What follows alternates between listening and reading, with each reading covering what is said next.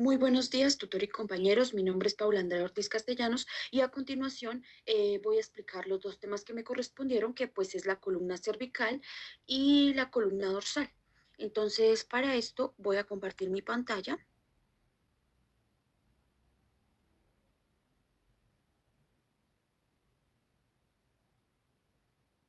Bien, como podemos observar acá tenemos la columna cervical. Entonces, las proyecciones básicas para la columna cervical, bueno, entre estas tenemos lo que es la AP axial. Para esta se utiliza un chasis de 8 por 10 pulgadas a lo largo. La posición del paciente como tal debe ser en bipedestación o en decúbito supino. La posición de la estructura anatómica pues debe ser ya del eje longitudinal de la columna cervical, paralelo y alineado con el eje vertical del buquimural o con la línea media de la mesa. Debe tener extensión moderada de la cabeza hasta que el cuerpo de la mandíbula quede a la misma altura de la base del cráneo y los ángulos mandibulares a la misma altura. Ya el rayo central, pues este debe estar dirigido con una angulación cefálica entre 5 a 10 grados a la vértebra C4. Como podemos observar, acá está el ejemplo de cómo tal como sería el posicionamiento para la proyección apiaxial de la columna cervical y así quedaría la placa. Bueno, la siguiente proyección para la columna cervical sería la lateral contracción. Para esta se utilizaría un chasis de 8 por 10 pulgadas a lo largo. La posición del paciente pues sería en bipedestación.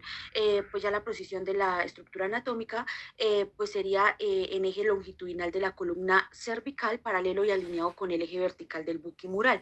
La extensión moderada de la cabeza del paciente para evitar superposición de los ángulos mandibulares y con los primeros cuerpos vertebrales de la columna cervical.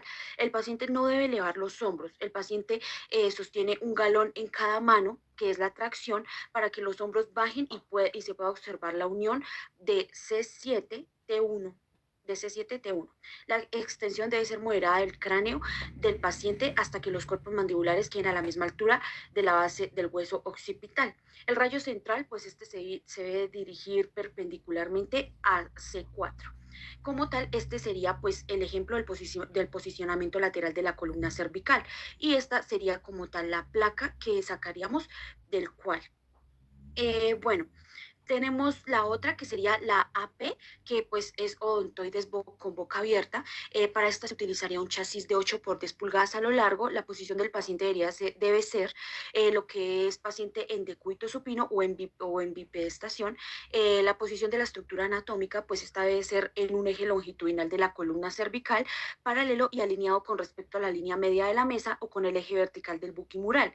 Se pide al paciente que abra la boca tanto como pueda y que luego ajuste la cabeza para que la línea que va desde el acantión hasta la apófisis mastoides quede perpendicular a la mesa o al buquimural. El rayo como tal se dirige perpendicularmente al centro de la boca abierta úvula. Este sería el ejemplo como tal de cómo sería el posicionamiento para la AP de odontoides con boca abierta. Y esta sería la placa que pues como tal tendríamos de resultado. Esta sería ya la AP, que sería odontoides con boca cerrada. Para esta se utiliza un chasis de 8 por 10 pulgadas a lo largo.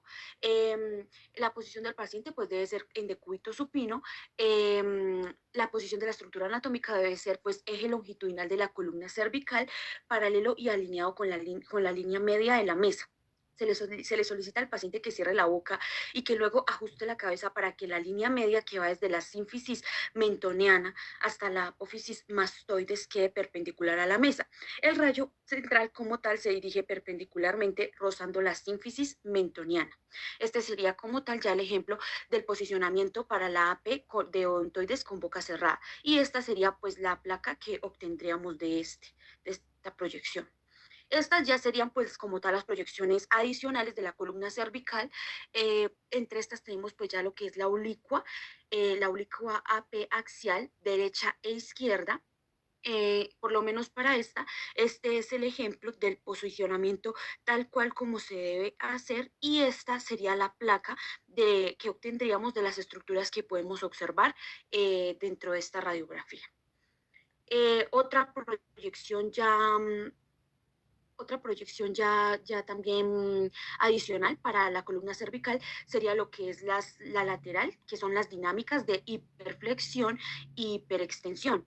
Entonces, para estas lo mismo, mire, este sería el posicionamiento lateral para la hiperflexión. Como podemos observar, ahí podemos ver hacia qué lado se dirigiría el rayo central, que en este caso sería perpendicular a la C4, y esta sería pues la placa que pues obtendríamos. Lo mismo acá, este sería ya el posicionamiento lateral para la hiperextensión y esta sería pues ya la proyección lateral de hiperextensión que obtendríamos. Mm, ya pasaríamos al siguiente tema que pues sería la columna dorsal. Entonces, para esta sería pues una proyección AP. El chasis que se usaría sería de 11 por 14 pulgadas a lo largo. Pues la posición del paciente como tal debe ser en bipedestación o en decúbito supino. La posición de la estructura anatómica pues debe ser del eje longitudinal de la columna dorsal, paralelo y alineado con respecto al eje vertical del buquimural o con la línea media de la mesa.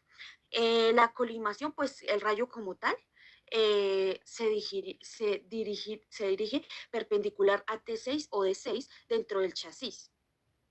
Eh, bueno, los criterios de evaluación para esta pues sería como tal la columna dorsal desde C7 a L1. Las apófisis espinosas deben aparecer en la línea media del paciente, la columna dorsal alineada en el centro de la radiografía. La indicación como tal para el paciente es que pues no se mueva y tampoco respire.